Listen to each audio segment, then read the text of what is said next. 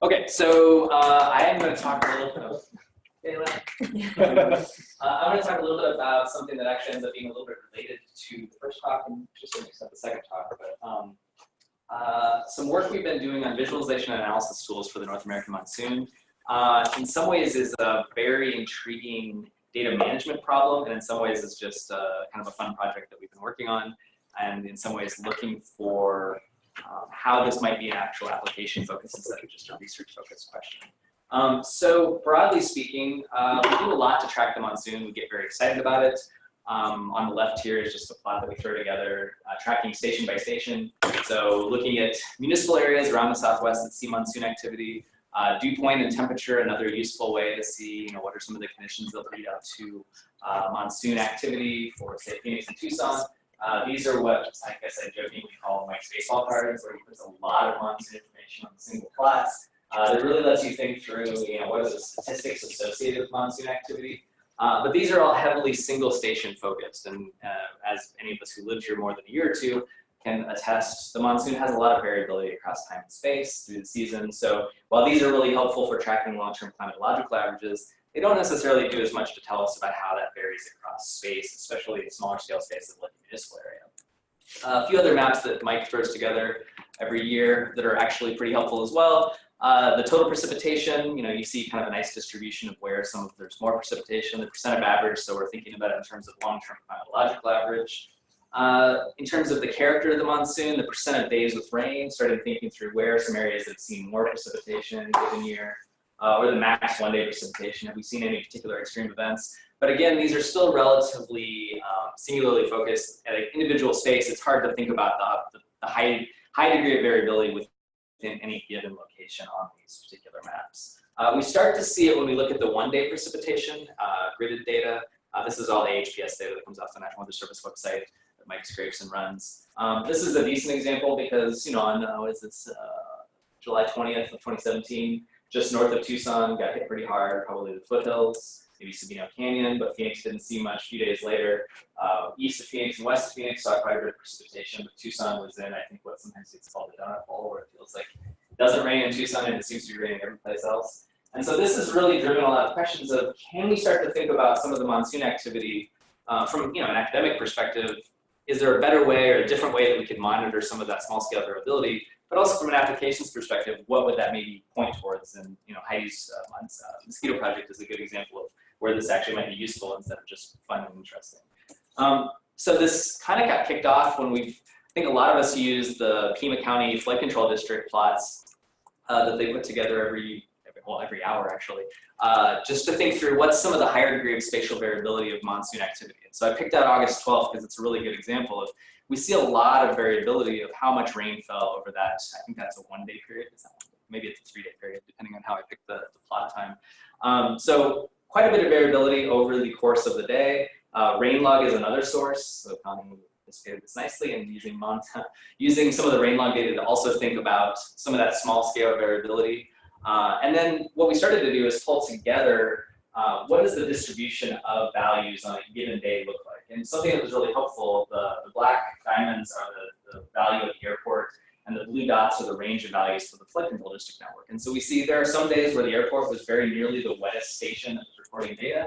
There's other days when it was very nearly the driest station, when some other stations had quite a bit of precipitation. And this one I highlighted in the red box on the far right here is the data that the different maps are showing. So we see that the airport was actually pretty wet compared to most of the flood control district networks, but there were a few of the stations that were quite a bit more as well. And so this corresponds, here's the gridded map for that day. So looking at the smaller scale variability gives us a lot of information that's not necessarily present on some of these coarser data. And so the idea behind this is, what could we better understand by looking at some of this more granular data? And this is just zoomed in on the previous map, looking at the Tucson area. So we see that, at a pixel level, it's relatively coarse compared to how many stations might fall within that area. So the first step, or I don't know if that's the first step, but we finally sat down to do this because it seemed like an important thing to do, which was to think through all the different data sources that are available and what's the timing window for those different data sources. And it reveals how complicated and messy it really is. So some of the data records on a 24-hour cycle, some of the data is hourly. Technically, the Pima controlled data is actually, it records more often as it rains more, but we think of it as hourly because it's just easier to think about it that way. But the idea was just to think through what are the different windows of data that are available and what's the data type. So looking at some of the daily data, so grid interpolations, the weather station observations, and citizen science networks like RainLog, but also some of the hourly estimates. So whether that's gridded estimates through radar, the weather stations that record at that hourly time scale, or those alert network measurements. And what this also reveals is there's a little bit of a discontinuity in how the timing is recorded, and I won't get into the weeds of it other than you can see that those dates don't all match up. So it's one of the key challenges in synthesizing these data and thinking about how they fit together when June 14th at 12 a.m. is a little different than June 15th that ends at 7 a.m. for a different data network, or even June 14th for some of the other networks. So this is one of the key challenges that brings us together and also points us towards looking at this at more of an event-based as opposed to a daily basis. But it does highlight both the opportunity and the challenge for all these different data sources that let us think about monsoon precipitation and actually cool season precipitation, although that tends to be a little bit more consistent. So one of the first project goals is really to think through how do we compare some of these different data networks, to think through assessing the citizen science observations and the radar estimates as well as some of these other observations. And again, the two plots on the right, upper right is just the distribution of values that we see. This actually throws in the RainLog distribution, so that adds in even more variability on a given daily basis. And then the map on the bottom right is just the seasonal total as of mid-September of last year, if I remember correctly. Just shows some of the variability of how much precipitation fell in the different networks. So looking at the flight control district stations, this has turned out to be a pretty useful climatological record because it goes back quite a ways in terms of number of stations. On the bottom, the map on the upper left is just a distribution of where the different stations are located. The plot on the bottom left is the number of FCD stations from 1985 to 2018. And we see by the early 90s, we have around 40 stations. And now and this is stations below 4,000 feet, which is important for reasons of orographic, I guess, or rain on the mountains versus rain in town. But by the sort of early 2000s, we have 70 or 80 stations that are regularly reporting data on a very regular basis in terms of time and space. And so it provides a nice continuous record of monsoon precipitation. We are curious, the plot on the right is the average of all of those stations, again, below 4,000 feet compared to the Tucson airport value. So as expected, there's some variability from the airport. It does seem to, the distribution on the bottom right is, it does seem to center around 0, but given the spatial variability of the monsoon in a given year, this would seem to suggest that there is some difference between the airport and some of the other stations, but that it seems like it's a pretty good record, essentially, given that the error is distributed around 0 mostly. Looking at a little more closely at the different ranges of values, the box plots are the PEMA-controlled network range of values, and the black squares are the Tucson airport. So again, it gives us a sense of there are times when the airport is a relatively wet station compared to most of the rest of the network, and there are times when it's relatively dry. This is somewhat expected given the variability of the monsoon on a year-over-year basis.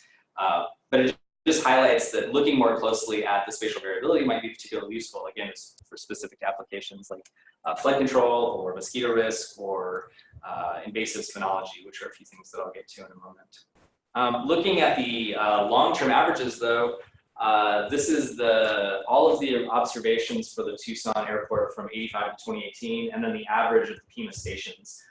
So Mike and I were joking that this accumulation of insignificant differences is in itself significant, perhaps. What this tells us, because we keep having this question, is are there wetter or drier places in Tucson? And if you happen to be in the part of Tucson that's getting kind of a bad monsoon this year, you think, man, it's always bad at my house. And if you happen to be in one of those spots that's getting the heavy rain, you think, man, it's always good at my house. This would seem to suggest, at least on initial cursory glance, that when you get onto a 20 or 30-year cycle, that it kind of evens out. I joke with Mike that my dad used to always say, like, it's always fair, but it's never equal. And this seems to be the case, that over long term, everybody gets about 6 inches of precipitation, but in any given year, you might not get anywhere close to that, given that range of variability. Again, it's helpful because looking at the long-term aspect of the data just makes us think through how that varies over time and space. And again, this is important because in any given year, there's a lot of variability across those stations. So it's helpful to think through that over the long term, it starts to balance out, but in the short term, certainly you might have a wet spot or a dry spot in the monsoon. And again, for flood or mosquito or other, last year was a weird year, frankly. We also looked a little bit at elevation, not surprisingly. When you start to filter out the different elevational criteria, you start to see a much weaker relationship between how much rain fell and elevation. And arbitrarily picked this cutoff below 4,000 feet. Sorry, I switched between meters and feet when I was doing plots and fix it. But once you get below 4,000 feet, it starts to lose quite a bit of its relationship, especially, and as Mike joked in his email, he's like, so you're telling me that 1,000 feet or 1,000 feet of elevation across town doesn't generate significant differences? So, okay, so what this also highlights is other opportunities to fill in this network of precipitation with high density network observations. And this speaks a little bit to the conversation we're having about mosquito and citizen science, in that rather than looking at rain log as a long-term climatological record, which is challenging for all sorts of reasons, not everybody reports every day, there's sometimes errors in the database, people go out of town, people move, people decide they're not going to report for a while, or they report every day for 30 straight years because they backdated their data, but there's not necessarily as much consistency. So as we've been talking about, is rather than worry about whether the long-term data record of rain log is correct or not, is looking at it as an opportunistic and ephemeral supplement to the long-term precip data. So it really helps us fill in some of those gaps on a daily basis, looking backwards. So essentially, while people are excited about recording precipitation, it doesn't necessarily matter if they didn't record zeros during drier periods, because while it would be nice if they did that, having essentially additional observations of the presence of precipitation is more useful than a bunch of zeros that record the absence of precipitation. I realize from a climatology perspective, you might disagree with that. He's giving me a funny look. But basically, it allows us to leverage that excitement of the precipitation to generate a lot of additional data about where it's raining in any given day and not worry about the places where it's not raining on those other days. Because if we assume that a non-report means zero, that can lead to all sorts of errors if somebody just forgot to record data on the data. So again, it's assuming that what they're recording is correct, but it is not worrying about lack of reporting as much as it's getting excited about the presence of reporting. So right now we're in the midst of this becomes, I mentioned this is a bit of a data management challenge as much as it is an analysis challenge, and some of the IT director here at Institute of the Environment is working with us to come up with a process for scraping, storing, and cleaning as many of these different data sources as we can. And then I'm working with a GIS student to do some analysis and assessment of how, for instance, the rain log network and the PIMA network compare to some standardized estimates like PRISM data in terms of a point to grid comparison, just to see how does it compare to existing data that's widely available, and also point to point estimates to say like how far do you have to go when these point data start to like not correspond with each other, to give a sense of like the spatial scale of these data. Some of it's just an academic question of how well these data correspond to each other. But it also gets at the point of if we don't need all of these different data sources to think about the monsoon, then there's really no point in spending all this time and messing with it. But if any of these different data sources really help us think through some of this stuff, then it certainly is valuable to add those in. So what this is starting to get at is an improved or a more granular characterization of the monsoon on daily and seasonal timescales. And the key target for this is what we've been calling this data mashup, to produce detailed daily and seasonal estimates of the variability of the monsoon, so we can start to think about why this might be relevant for some of these management applications. The realistic side of this is that we would focus on a daily to maybe event time scale, owing to the challenges of those different data time scales. If we start to blend that into 2, 3, 4 day windows, we start to lose some of the errors associated with how those different time scales are recorded. And I could get into the weeds of what that looks like, but I didn't put that in this particular talk.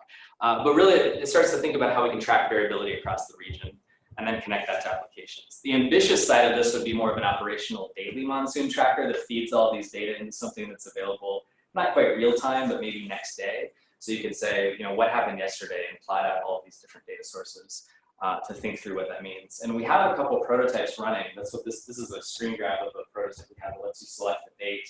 And it has rain log, the flood control district network, and the ACES network in it. And I just pulled up 3 examples that I think demonstrate, how this characterizes the monsoon in different ways. So this is when Tropical Storm Bud rolled its way through Tucson. You see, the values aren't all the same, but there was pretty widely similar amounts of precipitation that fell. I believe this is the day that the train derailed up in Marana, Rural Valley. So really heavy precipitation up on the north side, and if you were in central, you just saw sprinkles. And then September 6th was this really weird day because it rained on me on my bike ride home, which if I look closely, I can see a few dots here. So we pulled up the data, and as it turns out, 1 or 2 of the ASIS network picked up some rain, but there was quite a few rain loggers in the ICD network that picked up just a really small event up on the foothill side of ICD Canyon, and the rest of Tucson was effectively dry. So this would have been one of those days where the Tucson airport obviously recorded, I think, probably zero, I'm sure zero that day. So these are the kind of days that challenge that kind of single station monitoring.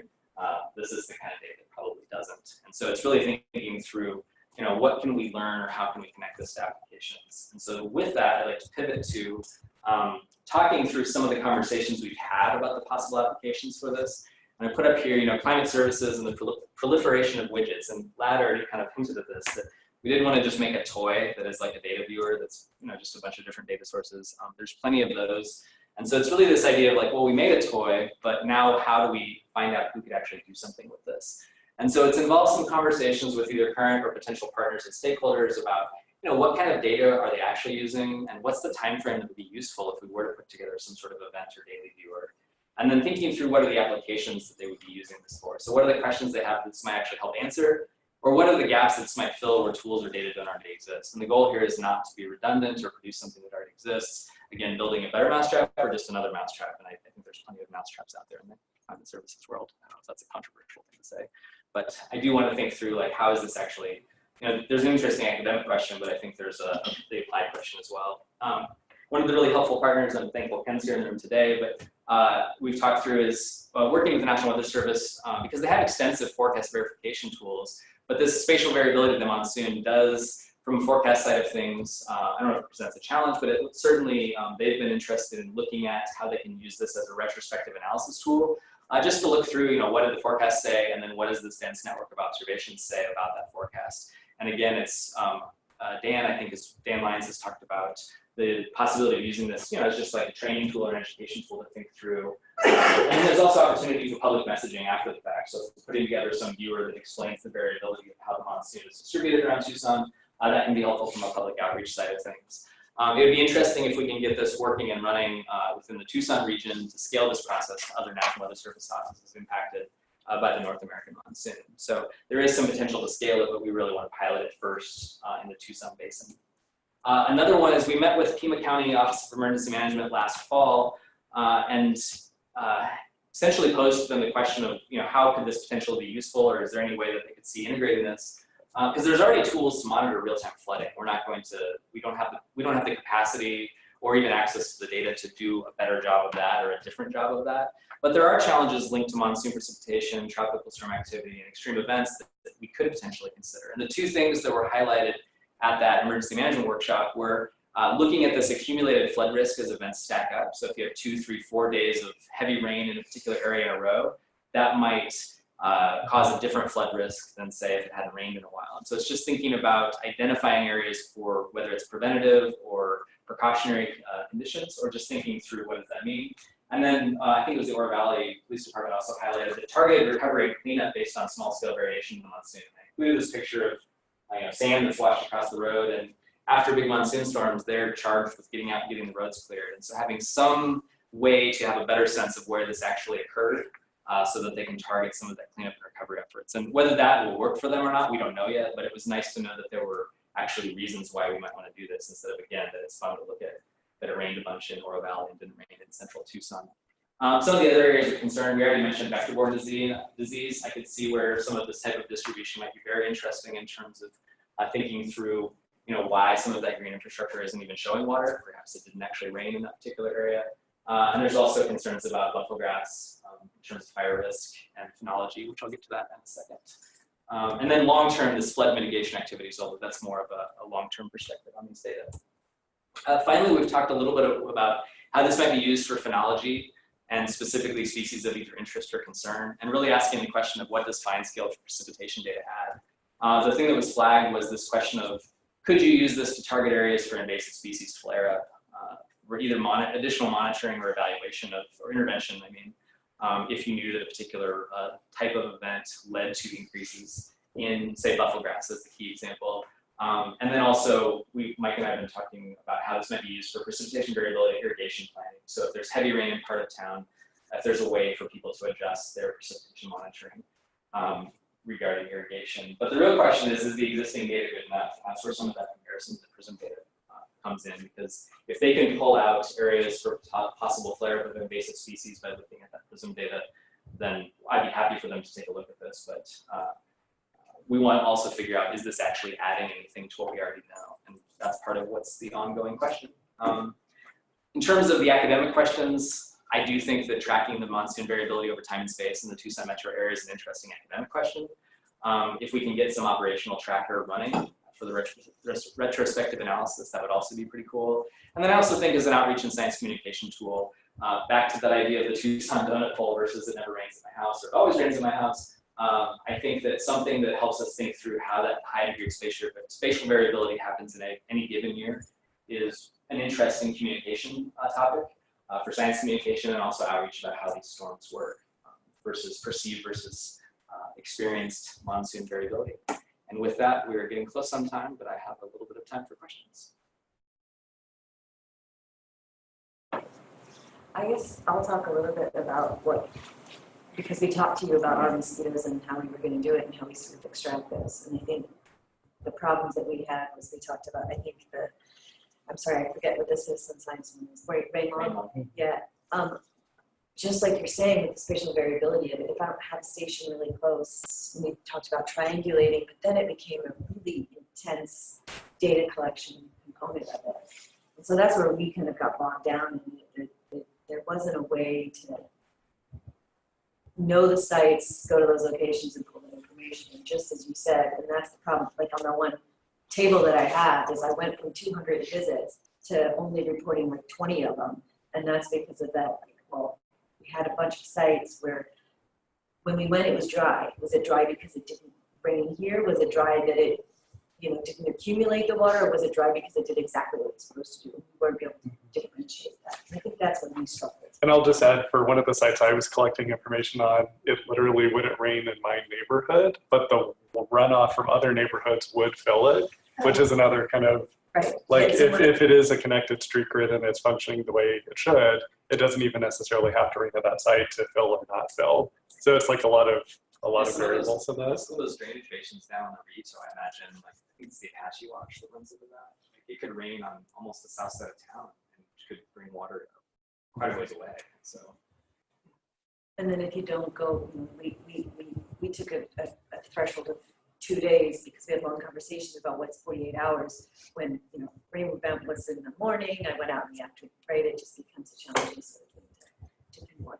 Ken, do you remember, or yeah, remember, you probably know, what's the resolution of the MRMS radar estimates? So I think it's, I want to say it's 1 kilometer. 1 kilometer, that's what I was thinking. Because the other thing we're looking at, we're starting with PRISM, that's 4 kilometer grids. You can get the 800 meter data if you pay for it, but we're not paying for it because we want to focus on what's widely available. So it's not that there's, the 800 is great, but that's not what we're doing. But we're also looking to compare some of these station observations to that 1 kilometer grid, just to see how does it compare. And it might be where for certain sizes of events, if that's enough, that's also freely and widely available. And does that have that same lookup? Because I used PRISM before, but we didn't. I mean, PRISM's beautiful, and so much as it gives you that nice time, it's like, yeah, we can. Ideally, we would have done it every day, and the person. But then it becomes burdensome of what it is that they're collecting, of looking up for each of their sites and whatever. That so we could do it retrospectively easily from PRISM, but I just don't know. Yeah, the time scale is the problem there. Let's see if this actually is online. But I know you sent, I think you sent us this one. So we're looking to Valerie match got this. stuck with We're looking to match this up with the point data that we have. That's what Tony Gonzalez, who developed this, and Will Holmgren, who's with the forecasting group, are helping with how we can think through. So this is going to be weird because this is what we're looking for today. This is the MMS Data Viewer, and so it allows for an interactive look at the radar-derived precipitation estimates. Does it give you a time series of every pixel, or how does it? There's a bunch of different ways you can mess with it. And so some of those questions, this is coded through like Python and Bokeh, so you can basically do whatever you want. But because of that, you can do anything, which means you have to pick what you're going to do, which is the key. Which is why talking to stakeholder end users. Yeah. So it's otherwise you're just making a bunch of toys, and it's like, look at all this stuff it can do. It's great. Is that actually useful or not? But this is a really cool interactive map of those precipitation derived estimates. And the idea we have is, I can probably go back, get the reverse scroll. What did I say, 7.6?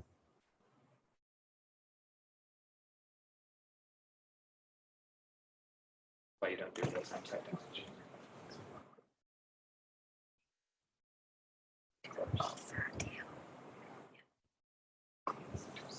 Anyway, it's a nice way to take a look at the slightly coarser version, and we figure we can connect these data with the station-derived estimates, or the station-derived observations, I mean. That gives a lot of additional information. The map itself or the points itself aren't necessarily clear.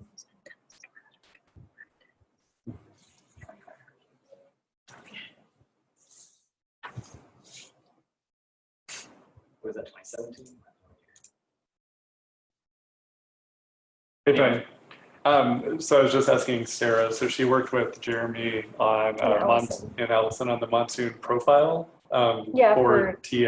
Mm-hmm. And they had found that the Monsoon is like in fact changing over time. With Well, we didn't intensity of find that. stores. Chris Castro and his group found that. Yeah, we kinda, reported it for yes.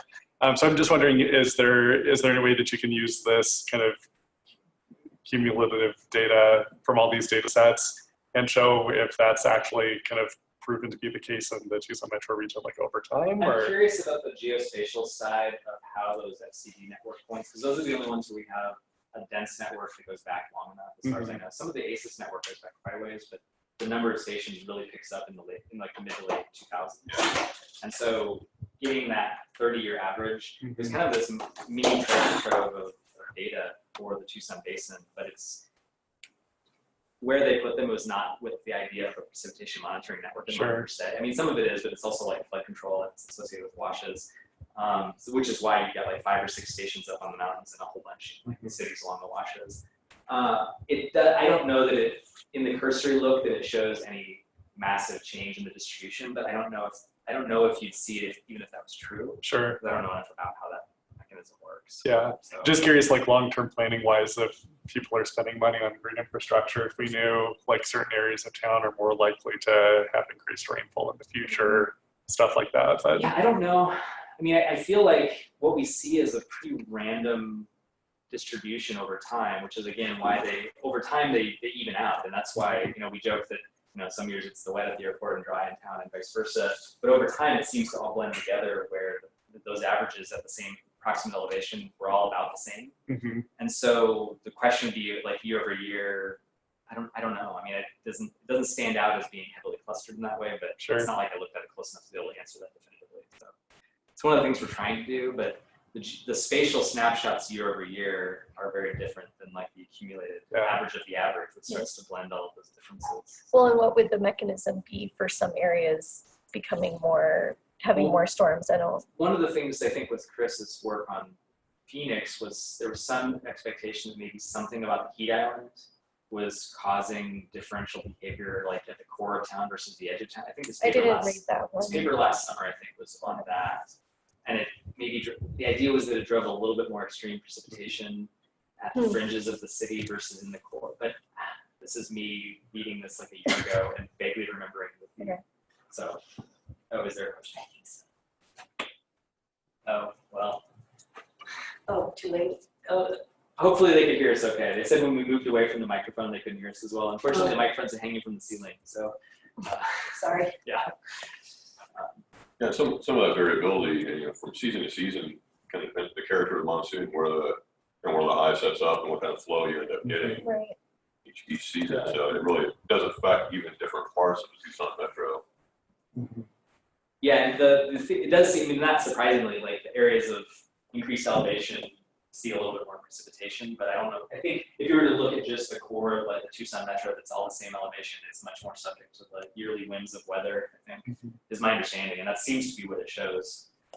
Again, it's an incomplete data network, but it was one of the things we wanted to look at. So. Last question for me. Were the flood control district measuring devices installed after the 1983 flood? Is that why they start like after 1985, or was that just something like a trend that they started to do? I have no idea the answer is. So that's a good good guess, considering they started about 1985. But infusion of funds into that. I can see where some disaster recovery. Policy innovation-wise, that would be my guess, but I'm just curious about it. I mean, the plot of the number of stations, they continually add them. In fact, it messes up it doesn't mess it up anymore because we fixed it. But when a new station would come online, we didn't have it in our sensor list, so when we're scraping the data. But yeah, so 1985, I think there was 2 or 3, and then by now, this is below 4,000 feet. There's actually over 100 in the metro area if you include the upper elevation ones.